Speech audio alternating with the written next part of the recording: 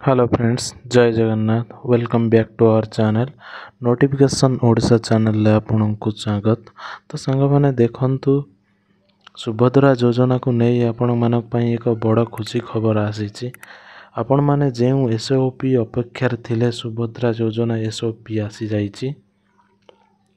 एही वीडियो शेष पर्यंत देखंतु। तो सांग माने मु आपनको एही वीडियो रे संपूर्ण विवरणी आपनको देवी एवं मु आपनको जणाइबी जे सुभद्रा योजना रे केउ महिला माने शामिल होई परिबे एवं सेमानंकु 50,000 टंका केमिति मिलिबो एवं केउ आकार रे मिलिबो एवं बयस सीमा कौन रही समस्त विवरणी आमे एई वीडियो माध्यम रे जानिबा को पाइबा। तो चलंतु आउ वीडियो डेरी करिबा नहीं। सुभद्रा योजना को नहीं जेउ एसओपी आसीची और जेउ नियमावली आसीची सेही संपर्क रे आलोचना करिबा। तो सांग माने आपण माने जानिजंती आसंता सेप्टेम्बर 17 तारीख रु राज्य रे सुभद्रा योजना कार्यकारी हेबो बोली आमर मुख्यमंत्री कहिसंती। तो आमर प्रधानमंत्री नरेंद्र मोदी जन्मदिन सेप्टेम्बर 17 तारीख रे होइथिबारु उक्त दिनटी राज्य सरकार सुभद्रा योजना को कार्यकारी करिवे बोली मुख्यमंत्री मोहन चरण माझी सूचना देइचंती। तो सांग माने आसिला सुभद्रा योजना पई एसओपी 1 कोटी महिला मानंकु मिलिबो 50,000 टंकार लाभ। आपण एठी देखिबते ए नोटिफिकेशन टी आपणकर अगस्त 23 तारीख रे आसीची।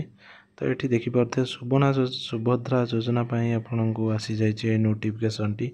से एथरे कहिछन जे 1 कोटी महिला माने एथरे पाई परिबे 50,000 टंकार लाभ।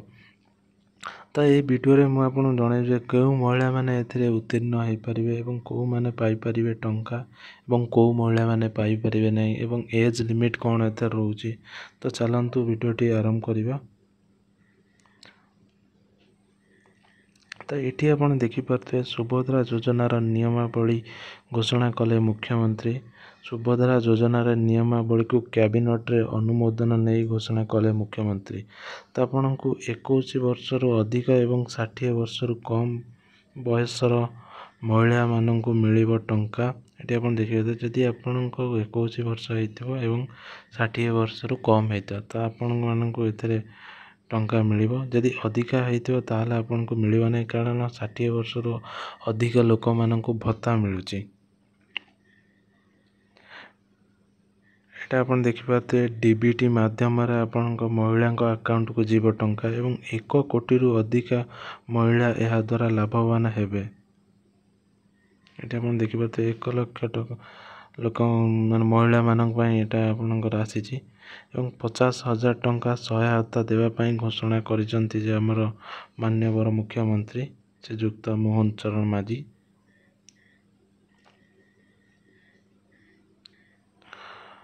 मुख्यमंत्री मोहन माझी गृह रे घोषणा करी कहिसन जे 22 अगस्त 2024 तारीख रे लोकसभा रे भवन रे आयोजित राज्य कैबिनेट बैठक रे निष्पत्ति अनुसार एही योजना आपनकर आर्थिक वर्ष 2024-25 रे आरंभ हेबो एवं 2028-29 आर्थिक वर्ष पर्यंत कार्यकारी हबो।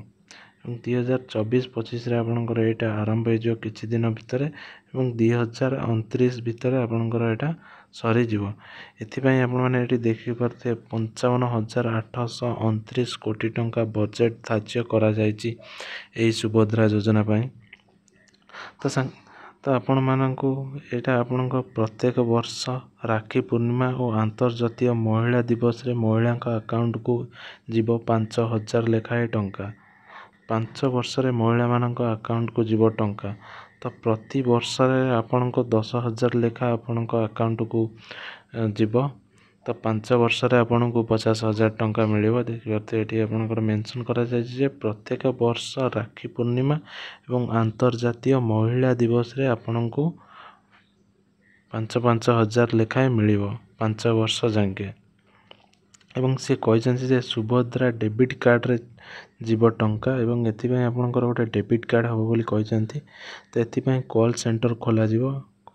अंगनवाड़ी केंद्र, ब्लॉक कार्यालय, जनसेवा केंद्र रे आपण आवेदन करि परिबे हिताधिकारी माने। ତ ଆପଣଙ୍କୁ ଏଥିରେ କୌଣସି ବ୍ୟସ୍ତ ହେବାର ନାହିଁ। ସେ କହିଛନ୍ତି ଯେ ଅଙ୍ଗନବାଡ଼ି କେନ୍ଦ୍ରରେ କିମ୍ବା କଲ୍ ସେଣ୍ଟର ବି ଗୋଟେ ଖୋଲାଯିବ ବ୍ଲକରେ ଏବଂ ଜନସେବା କେନ୍ଦ୍ରରେ ଆପଣମାନେ ଏହାକୁ ଆବେଦନ କରିପାରିବେ।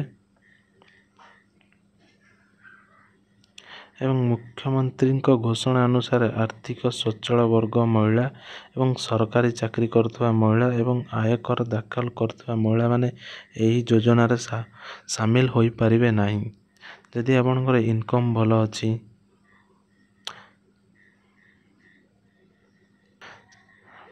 ମୁଖ୍ୟମନ୍ତ୍ରୀ ଘୋଷଣା କରିଛନ୍ତି ଯେ ଯଦି ଆପଣଙ୍କର ଇନକମ୍ ଭଲ ଅଛି ଯେଉଁ ମହିଳାର କିମ୍ବା ସେ ସରକାରୀ ଚାକିରି କରୁଥିବେ କିମ୍ବା ଆୟକର ଦାଖଲ କରୁଥିବା ମହିଳାମାନେ ଏହି ଯୋଜନାରେ ସାମିଲ ହେବେ ନାହିଁ।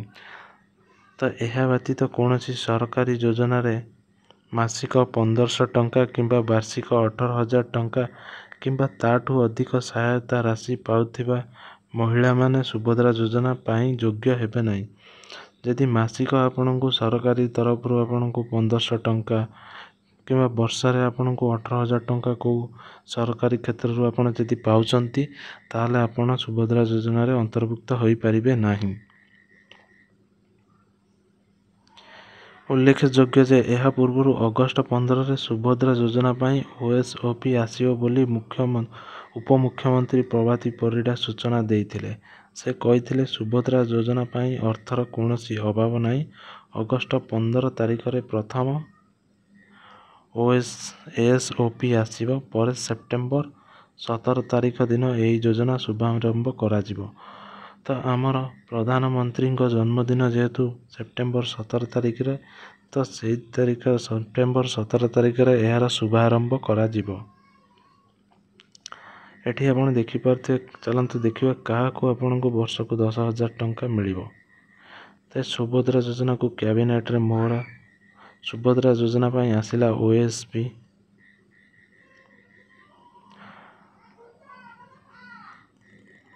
ତ ଆପଣମାନେ ଏଠି ଦେଖିପାରୁଥିବେ ଆପଣଙ୍କ ବୟସ ଯଦି 21 ବର୍ଷରୁ ଅଧିକ ଏବଂ 60 ବର୍ଷରୁ କମ୍ ମହିଳାମାନେ ପାଇପାରିବେ ସୁବିଧା।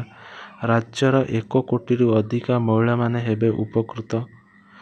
ମହିଳାଙ୍କୁ ସୁଭଦ୍ରା ଡେବିଟ୍ କାର୍ଡ଼ ପ୍ରଦାନ କରାଯିବ। ତ ଆପଣଙ୍କୁ ଏଥିପାଇଁ ସୁଭଦ୍ରା ଯୋଜନା ପାଇଁ ଆପଣଙ୍କୁ ଗୋଟେ ATM ଭଳିଆ ଆପଣଙ୍କୁ ଡେବିଟ୍ କାର୍ଡ଼ ଦିଆଯିବ ଏବଂ ପ୍ରତିବର୍ଷ ସୁଭଦ୍ରା ଯୋଜନାରେ ମିଳିବ ଟଙ୍କା। 2ଟି କିସ୍ତିରେ ଟଙ୍କା ପ୍ରଦାନ କରିବେ ସରକାର। 2 ଥରରେ 10,000 ଟଙ୍କା ମହିଳାଙ୍କୁ ମିଳିବ। 5 ବର୍ଷରେ 50,000 ଟଙ୍କା ପ୍ରଦାନ କରାଯିବ। ଚାଲନ୍ତୁ ଦେଖିବା କେଉଁମାନେ ସୁଭଦ୍ରା ଯୋଜନାରେ ସହାୟତା ପାଇବେ ନାହିଁ। ସେଥିପାଇଁ ସରକାର ସ୍ପଷ୍ଟ କଲେ ଆର୍ଥିକ ସ୍ୱଚ୍ଛଳ ବର୍ଗର ମହିଳା ପାଇବେନି ସୁଭଦ୍ରା ସହାୟତା। ସରକାରୀ ଚାକିରି କରୁଥିବା ମହିଳାମାନେ ପାଇବେନି ସୁଭଦ୍ରା ସହାୟତା ଏବଂ ଆୟକର ପ୍ରଦାନ କରୁଥିବା ମହିଳା ମଧ୍ୟ ସହାୟତା ପାଇପାରିବେନି ଏବଂ ଅନ୍ୟ ସରକାରୀ ଯୋଜନାରେ ସହାୟତା ପାଉଥିଲେ ମିଳିବନି। ମାସକୁ 1500 ଟଙ୍କା ବା ବାର୍ଷିକ ଯଦି ଆପଣ 18,000 ଟଙ୍କା ଯଦି ପାଉଛନ୍ତି ତାହେଲେ ଆପଣଙ୍କୁ ସୁଭଦ୍ରା ଯୋଜନାରେ ଆପଣଙ୍କୁ ଅନ୍ତର୍ଭୁକ୍ତ ହୋଇପାରିବେ ନାହିଁ। ତ ଏହା ଥିଲା ସୁଭଦ୍ରା ଯୋଜନାର ଟୋଟାଲ ଆପଣଙ୍କର ଡିଟେଲ୍ସ। ତ ଚ୍ୟାନେଲଟିକୁ ଯଦି ଭଲ ଲାଗିଥାଏ ତାହେଲେ ଲାଇକ୍, ସେୟାର, ସବସ୍କ୍ରାଇବ୍ କରିଦେବେ। ଧନ୍ୟବାଦ।